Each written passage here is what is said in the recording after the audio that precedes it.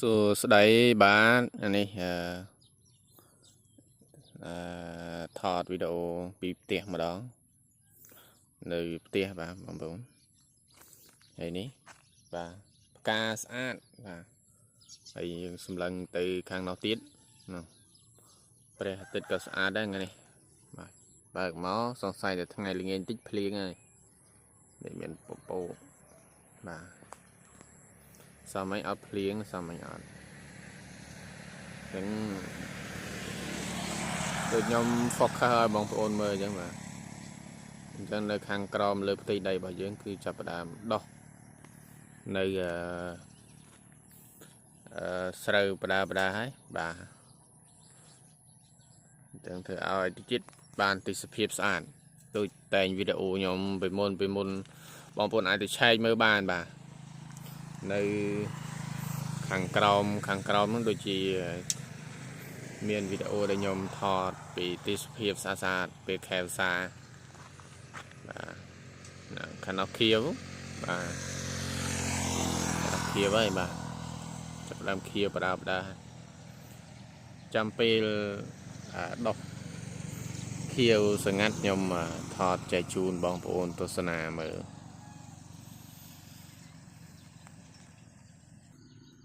បាទហើយមួយរយៈនេះឃើញថាភ្លៀងវាបានមកផ្ដល់ទឹកសំណើមទៀបចាប់ដើមលាស់ត្រួយបាទអញ្ចឹងវាលើកទឹកចិត្តម្ចាស់មែនទែនបាទខំប្រឹងមែនទែនដើម្បីឲ្យម្ចាស់ហ្នឹងបានដាំបន្តទៀតអញ្ចឹងវាចាប់ដើមមកម្ចាស់ហ្នឹងខំប្រឹងបាទអញ្ចឹងម្ចាស់នឹងចាប់ផ្ដើមហត់នឿយបាទប៉ុន្តែវានឹងផ្ដល់ផលបដានេះសេដាបងប្អូនសេដានេះយកពី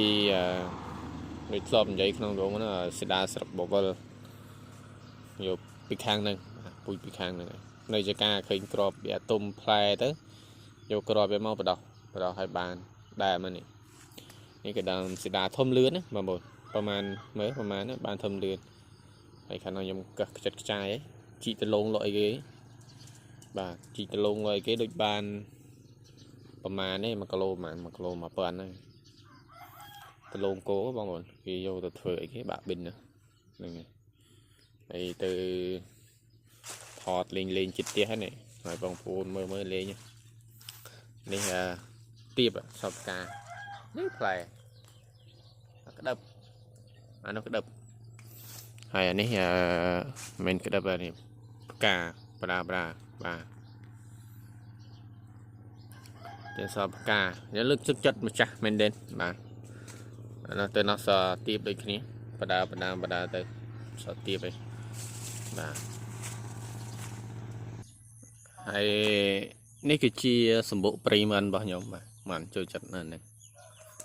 បាទនេះដើមមជូរលងងបាទចឹងវា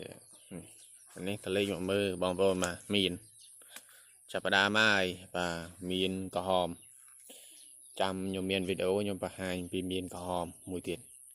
មាននេះផ្លែក្រហមបងប្អូនមើលផ្កាគេហើយផ្កាយ៉ាងនេះហើយលើកទឹកចិត្តម្ចាស់យ៉ាងនេះហើយម្ចាស់ដកចិត្តទៅណាហើយមួយមេឃហ្នឹងมันចេះតិចទេបងប្អូនដើមឥឡូវមកមើលដើមមិនតិចមើលដើមអានប៉ិនក៏ដៃទេបាទមើលគេផ្កាឲ្យសឹងគ្រប់មេឃមិនថាតែមេឃណាទេផ្កាសុទ្ធតែផ្កាមើលជាងថតឲ្យមើលខាងនោះក៏ផ្កាយល់រំសឹងថាវាចេញផ្កាមកនេះចង់ដូចវាអានេះយើងនិយាយខ្លីវាចង់សម្លាប់ខ្លួនឯងបណ្ដោយមេឃទូចទេហើយបើសិនផ្កាទៅយ៉ាងហ្នឹងហើយបើសិនជាឲ្យផ្លែខ្លួនឯងចេញផលមិនបាក់មេឃទេបាទហ្នឹងហើយអរគុណហើយខាងនេះក៏មានដែរប៉ុន្តែវាតបចេញឆ្នាំទី1នេះមានអីមើលសัตว์យប់ឡើងសัตว์វាទុំវាកាត់រហូតចេះតែយើងបាញ់រត់ថ្នាំបាញ់មិនថ្នាំគីមីទេថ្នាំបាញ់មូសបាទបាញ់ដល់ពួកកាត់ហ្នឹងឯងវារោមផ្កាវាកាត់ផ្កាហ្នឹងបាទចុះវីដេអូបាទក្បែរផ្ទះនេះបាទបង្ហាញបងប្អូនមើលឃើញ បងប្អូនមានដីទំនេរដាក់ទៅបាទបន្លែផ្លែឈើអីហូបចឹងហ្នឹងទៅឲ្យយើងសบายចិត្តទី1មកពីកន្លែងធ្វើការអីសบายចិត្តបាទហើយមួយទៀតបានរបស់ហូបបាទ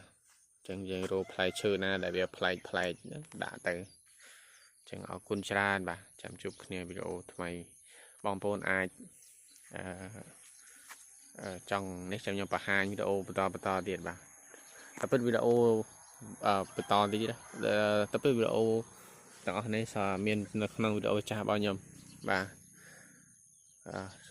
មួយឆ្នាំ2ឆ្នាំមុនក៏មានដែរតែនឹងអត់មានអីដៃតងល់តែឥឡូវដល់ហើយបាទអរគុណបាយបាយ